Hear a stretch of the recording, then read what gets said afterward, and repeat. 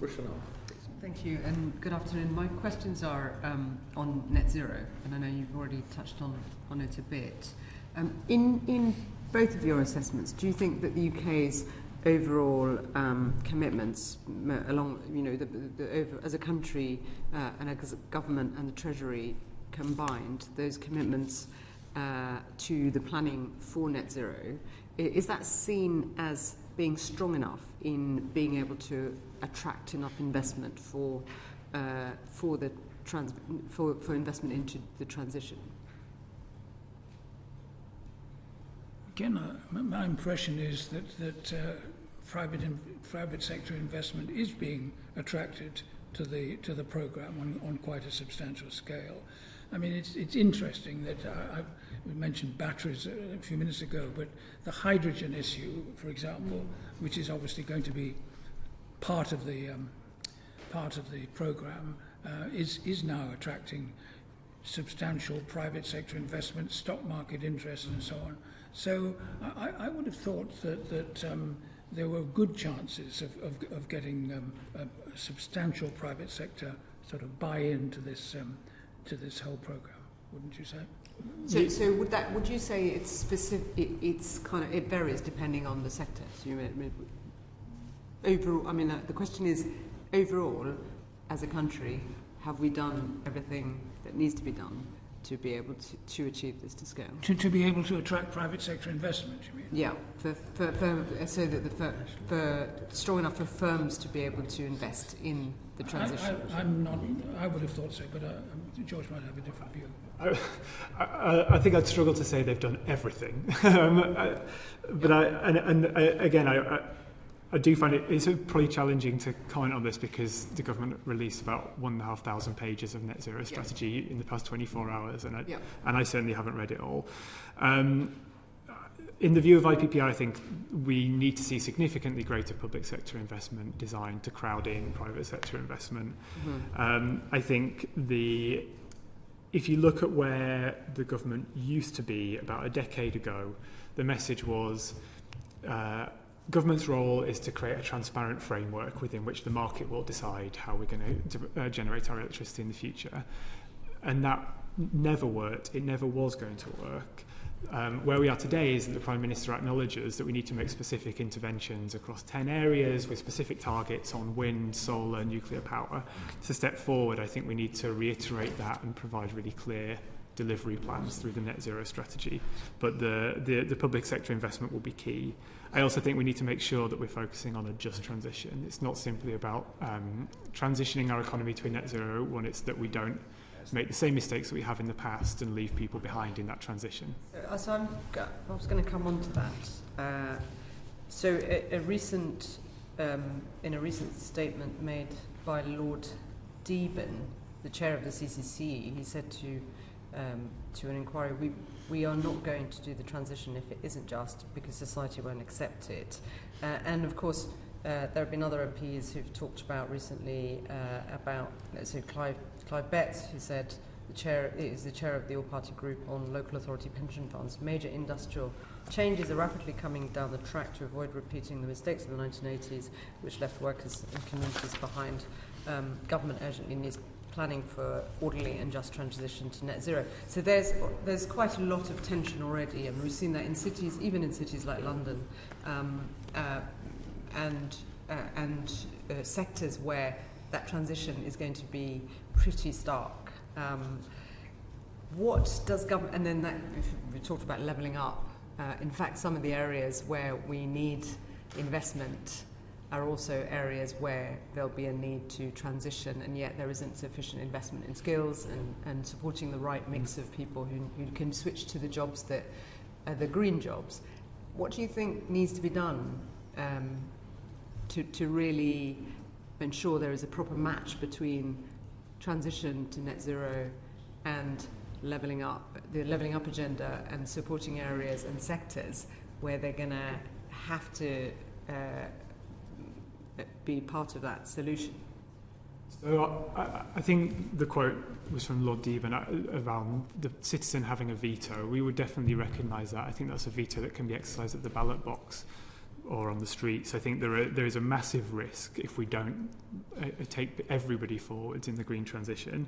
I think that means looking at the kind of sectors that will be affected in particular places and the impact of that on jobs, and making sure that we don't needlessly close industries which could be supported by an industrial strategy, an adequate industrial strategy through decarbonisation. IPPR analysis shows that if we were to sufficiently invest in net zero and the opportunities of net zero, seize them now while they are there, that can create jobs, and it can create jobs across the country. Significant challenges that we need to address net zero, such as the retrofit of every single home and office in the UK, will clearly create skilled jobs across the country, benefiting constituencies of not just in the London and the South East. That also applies to industries, which, as we know, are clustered around different parts of the country. Agriculture and nature investment also needed to achieve net zero, so areas that can benefit the whole country. The reason that I draw attention to capturing the benefits now is that if we fail to do that now, they will be seized by somebody else. And to take an example of that, about 10, 12 years ago, the UK government refused to give a loan to Vestas, which was a wind turbine manufacturer on the Isle of Wight. They were ploughing money into contracts for difference, which have led to the UK being a world leader in the installation of offshore wind, but we were failing to support the companies that were going to manufacture those wind turbines. And now we're left playing catch-up a decade later because we didn't have a joined-up industrial strategy at the time, one that could retain the jobs, the potential wealth and the prosperity and economic benefits that green transition would bring. So it's not simply a matter of sufficient investment, it's a sufficient timely investment. This is completely outside the field of industrial policy, but my general feeling, a general comment about this net zero thing is having only just glanced at the document that came out yesterday, is that the government needs to do more explaining, more elaboration of how we're going to achieve these objectives. And you know, there are various, I think, in that document, various promises or objectives about 325 jobs here or whatever. So where are they going to come from? I think there's probably quite a lot of skepticism. I don't mean sort of anti-climate change or that, but skepticism about how painless this transition is going to be.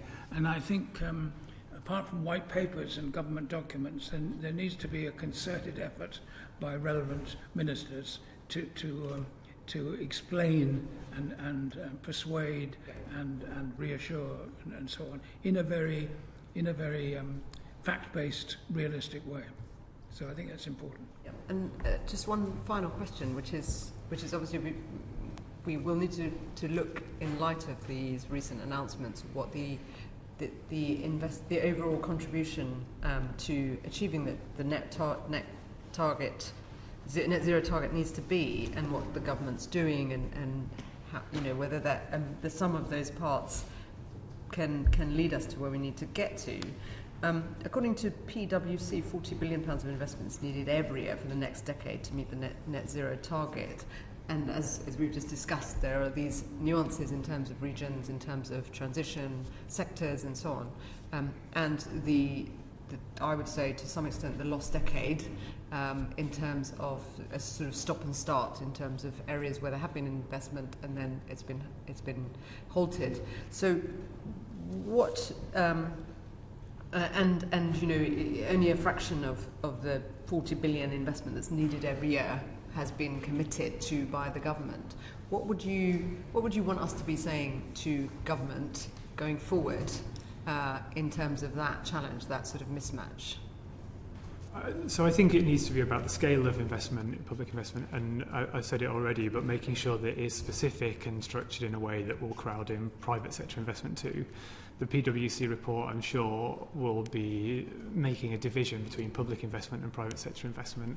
I don't think anybody is proposing that the majority of the investment needed to achieve net zero is coming from the public sector. So it has to be very clear in a way that capitalises and crowds in that investment. IPPR ran an Environmental Justice Commission which reported in July, and that made very specific recommendations around sectors and areas with job potential and where they're located in the UK. And I'd be happy to share those figures with the committee as well. But the net consequence of that on the next year and what we're looking for at the spending review is for around £30 billion of public investment, with the 4 biggest ticket items within that being on decarbonisation of transport, agriculture and nature, industry, supporting specifically around a just transition for those places most affected, and on the retrofit of homes and offices. Thank you. So Jeffrey, did you want to add anything? Thank you. Thank you very much.